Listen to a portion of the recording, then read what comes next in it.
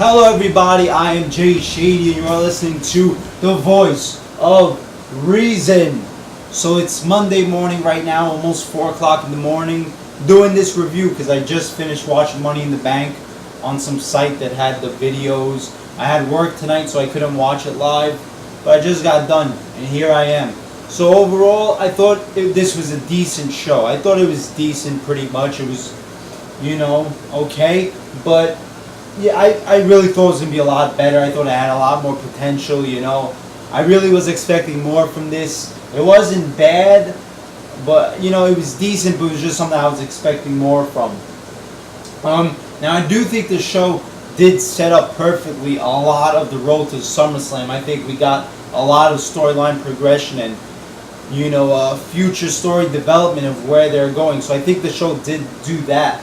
But it's just, I feel like the two, for the most part, the two Money in the Bank matches were good or really good, but the stuff in between just, I don't know, left you kind of flat. It just fucked up the pace of the show. You opened with the Money in the Bank match, it was good, and then you got some, boring, just average matches, and then you get to the main event, Money in the Bank, and it's good for the most part, and that's it. You don't forget any of the middle. And it's not like the Money in the Bank, they weren't like 5-star matches or classic matches, so you didn't really get any classic matches in this show, matches that we're going to remember for a long time.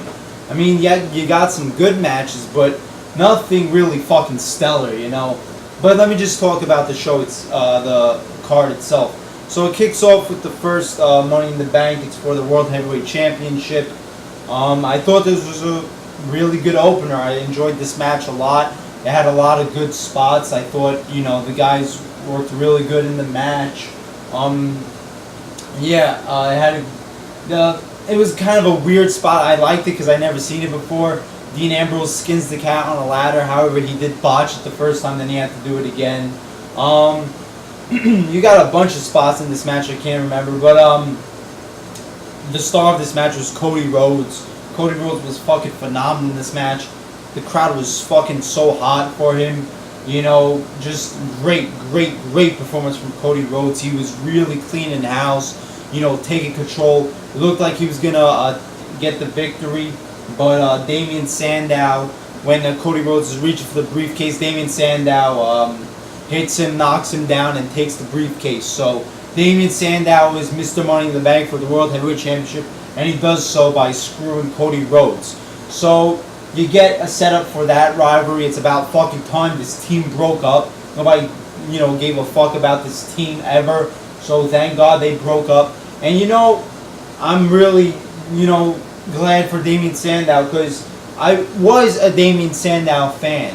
It's just that they buried the guy so much with fucking feuding with Tons of Funk, just jobbing that I just, became desensitized and apathetic towards the guy. I just didn't give a fuck about him. But I was a Damien Sandow fan because the guy does have talent. He's funny. He's got charisma. He's a great he's a great talker. He's got a unique look and he could wrestle. So I do think they got a good talent with him. They just need to know how to book him. And hopefully this is the first step in, utilizing the talent that is Damien Sandow. So good start to the show. Then you get, I think after this, you get this fucking promo from Brad Maddox. And it's like, this fucking promo, it's like, why, first of all, why you have a promo on a pay-per-view? People are spending like $50 on this shit. You're getting shit that you usually see on Raw. And the thing with this promo, he's just talking about Vicky Guerrero. This shit wasn't even good enough to be on Raw, yet alone a $50 fucking pay-per-view. And they just had, the shit went on for like 10 minutes. It was just retarded.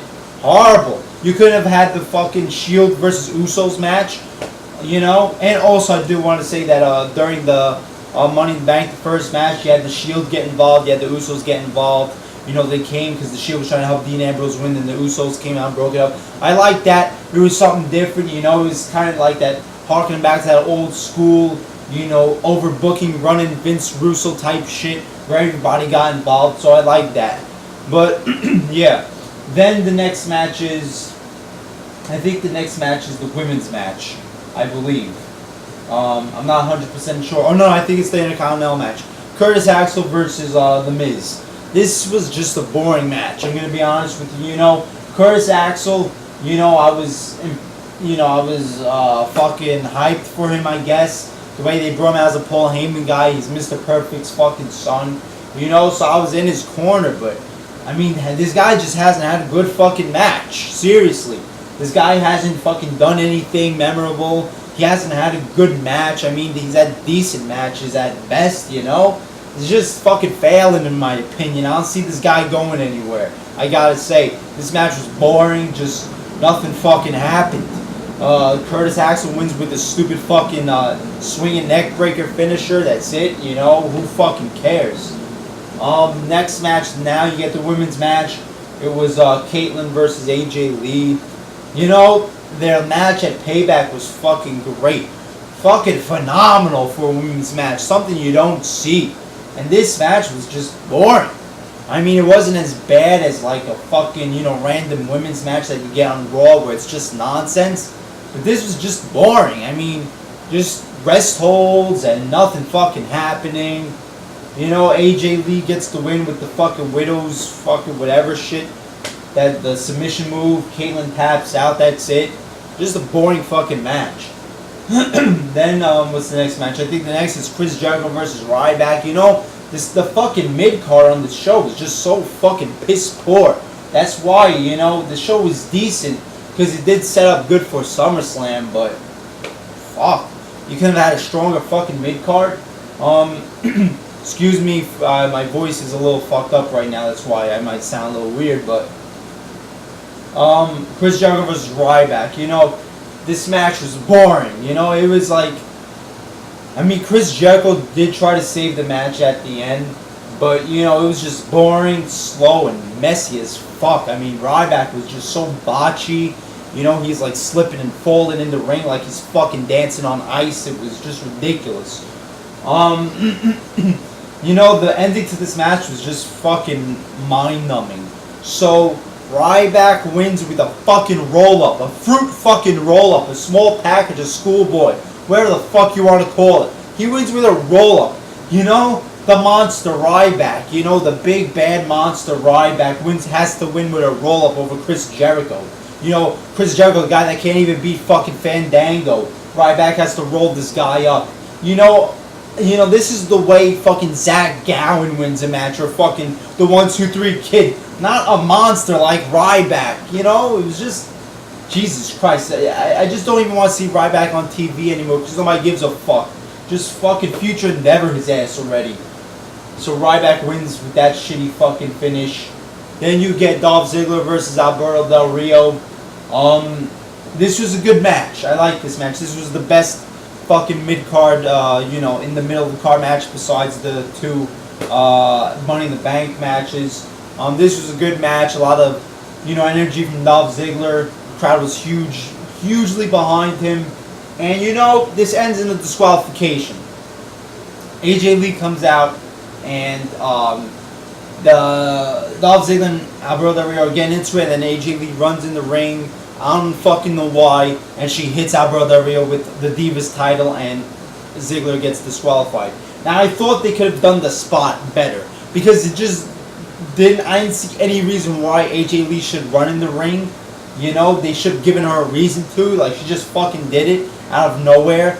I mean, but I don't have a problem with this ending in disqualification, because, you're working towards SummerSlam, give Dolph Ziggler the title at a big fucking pay-per-view like SummerSlam, and also work, add something new to the storyline, have AJ Lee break up with Dolph Ziggler, maybe have her go to Alberto Del Rio and be by his side. So, it's, you take away you add a fucking rift in the AJ Lee Dolph Ziggler relationship, and you hold over this rivalry, and potentially have Dolph Ziggler win the title from Alberto Del Rio at SummerSlam like he should. So I don't have a problem with this disqualification, because it's working towards something bigger, I mean, it's not like it was a disqualification at a big 4 pay-per-view. So, yeah, I thought it was a good match, and, the finish made sense for where they're going. Hopefully where they're going. Then you get John Cena versus Mark Henry. This match was just fucking boring, boring, boring, boring, and then they try to brainwash you by having like 4 false finishes into tricking you to saying it's a good match. But no, if it's fucking 10 minutes of boring, then, 4 false finish moves, that doesn't make it a good match. I'm sorry, no matter, how many people are going to say, oh, this match was great because Mark Henry kicked out of a FU, John Cena kicked out of a World's Strongest Slam, but what the fuck happened before that, This match was boring. I mean, it could have been a lot worse, I'd say that, but, it's not like it was a good match or anything. And, I mean, I'm not going to argue with the, John Cena wins with the STFU. I'm not going to bitch and moan, because, who the fuck expected Mark Henry to win? I mean, everybody expected John Cena to win, so it's not something to go crazy about. Mark Henry had no fucking chance of winning, so it was what's expected, so what the fuck am I going to bitch about, I mean, why would Mark Henry even win in the fucking first place? I mean, I do have a problem with John Cena making him tap out. That's fucking retarded. But yeah, so John Cena wins, I hate John Cena, but not a problem because it's what everybody expected. No way Mark Henry's going to win, especially going into fucking SummerSlam, Then you get the main event. It's the WWE Championship All-Stars Money in the Bank match. And big return of RVD. Now, on RVD's part, I gotta say this was a great fucking return, He hit all his spots, all the high spots. The crowd was crazy as fuck behind him. And he looked fine to me. He looked like, the Rob Van Dam of old pretty much. And this was like, this was just the perfect match for him to come back in. A highlight reel match. A match where there's a bunch of huge spots. So that was the perfect match for RVD to return for. Can he keep it up in regular one-on-one matches being 42 years old now? We'll see. But for this performance, he did fucking fine. He did great. And he was the highlight of the night, really. He had all the big spots. They used him great in this match. The other guy, Daniel Bryan, went on a run towards the end of the match. It was just fucking fantastic. He was going crazy. It looked like he could win this thing now. The match itself, it started out really strong with RVD, then it got really fucking boring and tame. I was like forgetting this was even a fucking ladder match. It just looked like a fucking 6-man, just regular match. It was like nothing was going on for a long ass time. And then it picked up again with RVD, does a frog splash off the top of the ladder, vintage old school style, does some Rolling Thunder shit. Great. Then Daniel Bryan does some crazy shit. And then CM Punk, this is where the match starts getting crazy. CM Punk is ringside, knocked out. Curtis Axel comes out, beats up Daniel Bryan, I think. And then CM Punk just does the GTS to Curtis Axel. Paul Heyman comes out yelling at Curtis Axel, "What are you doing? Why are you messing it up? Why are you messing with CM Punk?" So and then he gets CM Punk and says, "Go get it, go get it, go get it. This is your chance." It looks like he's cheering him on. Everybody's expecting Brock Lesnar to screw CM Punk, but no, Paul Heyman screws CM Punk. So CM Punk is going to the top of the ladder. Paul Heyman takes a ladder and bashes it on top of CM Punk and does it like 3 fucking times and walks away. I thought this was done perfectly. Everybody was expecting Brock Lesnar. People are probably bitching that Brock Lesnar didn't do it. But, that was what was expected. I thought this was done perfectly. Really just good storytelling with CM Punk looking at Paul Heyman like, why are you doing this? Then Paul Heyman just bangs the ladder right into his face. So I thought this was done perfectly in this match, it could have been done better, really. So, yeah, I can't wait to further this storyline with CM Punk and Brock Lesnar at SummerSlam. So, yeah, some good progression here. And then you have your ending, which a lot of people are bitching about. Randy Orton winning the Money in the Bank briefcase. And he is Mr. Money in the Bank. Now, as most of my people know who know me, you're probably expecting me to rant and rave and moan about Randy Orton winning. And I understand because I think Randy Orton is a boring motherfucker. He's just dull. Nobody gives a shit about him. However, I do think this was good. And I will explain why. Because people are thinking in the moment. They're not thinking in the future of what this is setting up. Hopefully fucking setting up. Randy Orton winning is just... It's all around Daniel Bryan. Don't worry. All this shit is revolving around Daniel Bryan. I still think it's going to be SummerSlam, John Cena versus Daniel Bryan. How that match turns out, I don't know. But, you know, we've been getting this rivalry with Randy Orton and Daniel Bryan for the past couple of weeks. So it's obvious. It's obvious that this is all about Randy Orton feuding with Daniel Bryan, not Randy Orton feuding with John Cena. It's about starting this rivalry, getting Randy Orton to finally turn heel and keep it going. Because, you know, we've seen it in this stuff in the past couple of weeks, Daniel Bryan, Randy Orton having these matches. Daniel Bryan, you know, made fucking Randy Orton tap out in this whole weak link shit. This is all about Daniel Bryan, so don't fucking worry. Stop complaining. This is all, we're going to get John Cena versus Randy Orton 10 times this year now. No, trust me. It is not about that. It's about the Daniel Bryan versus Randy Orton storyline.